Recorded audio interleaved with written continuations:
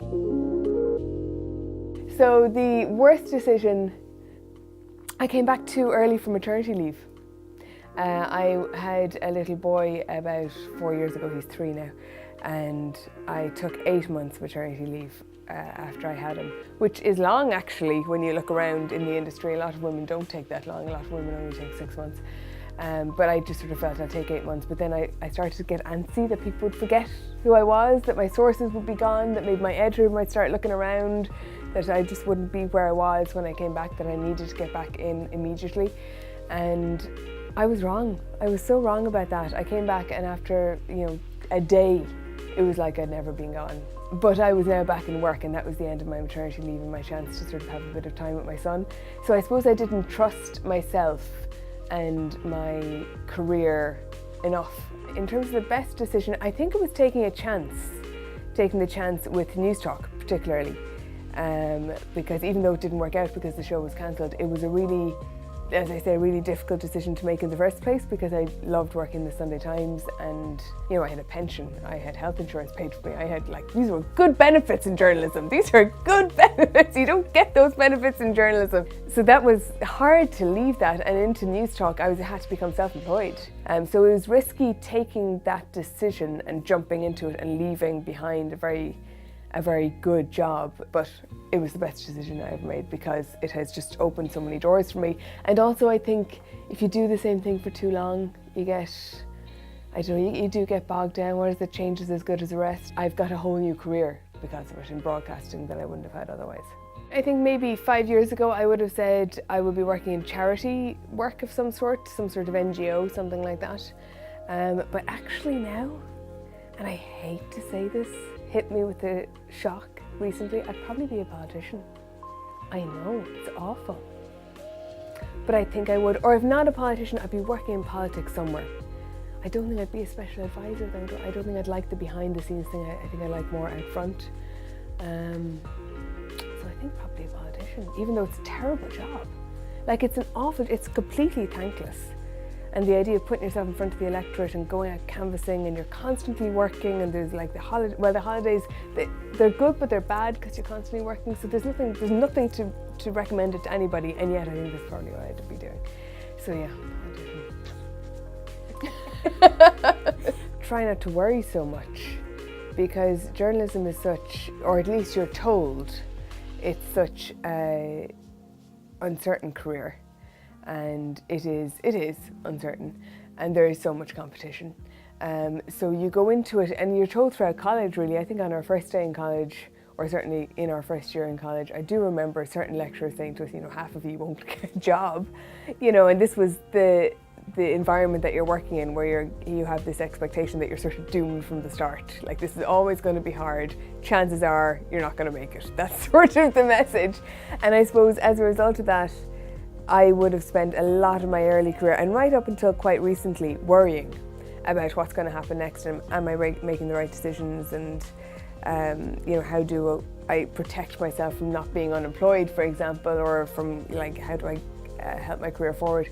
And actually, I think maybe if someone had taken me aside and said, work hard, always see if there's anything better you could do in a story, go the extra mile, and then that's all you can do. Stop worrying, and it'll come then. And it does come actually, because even though there's lots of people who want to be journalists, not everyone actually is cut out to be a journalist. So and that's not because they're not smart or not able, it's a very specific type of job that only certain people I think are suited to. So I think if you just give everything that you have, and it'll work. If it's meant to work, it'll work for you. So stop worrying. That would be nice. That would be nice if somebody had taken me aside at 19 to tell me that. And in terms of the advice that I would give to somebody coming into it, I would give that advice because that's good advice. And then I would also ask them, in terms of whether or not they want to be a journalist, if this is the right career for them, there's a couple of questions like, are you happy with never having, a 9-to-5 job, for example? Or is that important to you? Because if it's important to you, that's okay.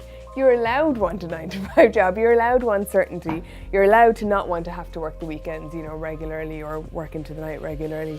Do you want to be wealthy? If you do, this is probably not the career for you, So ask yourself these questions because they're real questions, and this is the career that you're getting into. But also, if you love being at the centre of things, and I'm talking, I suppose, more current affairs here, this is the career for you, because it just gives you these opportunities to be right there in the moment of the biggest events in our time, all the time. You know, like I was there at the weekend recently for the abortion referendum in Dublin Castle when the vote was coming in. You know, I was right there in the centre of it. I was there when the accounting officer was calling out the numbers. It was just me and maybe 100 people in that room, you know, with the Taoiseach and with some of the leaders of the campaign and, you know, historical figures really who history will look back on, and I'm there mingling among them, and it's amazing to do that. And the same, like during the bailout, in that very turbulent time, I was there at all the press conferences. You know, I saw Brian Lenihan, the finance minister, almost in tears. And I'm not saying it was great to be there seeing the finance minister in tears, but these historical moments, journalism opens a door for you to be there, to cover them, to speak to those people, to be alongside them, to be in the centre of it, which is amazing. Like, I love this job. So, if you're okay with the hours and the money, it is the best job in the world. I think the best advice I ever got was actually from a lecturer in journalism in DCU who said, when you're working on a story, for whatever medium you're working in, always ask yourself, is this the best it could be? And I find that works really, really well, because you might think you've done a good job on something, and then if you stop and you look at it and ask yourself that question, you'll realise there's somebody else you could call that could actually give you a whole new angle, or like give a different layer to it, a different layer of complexity. So asking yourself that question, I suppose it means pushing yourself, always pushing yourself. But I find you get the rewards when you do that. In terms of the product that you produce, is just going the extra mile actually works. I feel very proud of myself for even having thought of this, but SPF, look at me. I'm all new age. I go to a desert island and I think, what do I need in my desert island? I need SPF, but I do. I'm aware of that now in the last like 3 or 4 years now that I'm getting older. My skin is starting to go, whoa, those 20-year-old like summers that you spend thinking, how do I make this tan deeper? Not the smartest. So yes, SPF. Something for my eyebrows, because I need to fill in my eyebrows, otherwise I look like an alien. Even on a desert island, that would be important to me, to not scare the fish. And beauty items on a desert island. What would my third beauty item be? I think it would probably be some sort of mindfulness tape that I could play to myself, because that would relax me and therefore make me look beautiful. This is true. So, yes, mindfulness tape of some sort. I think you'd last on that desert island. Justine McCarthy is the woman that actually leapt to mind. She's a columnist in the Sunday Times, and she's been a print journalist for years, and I just find her completely inspirational.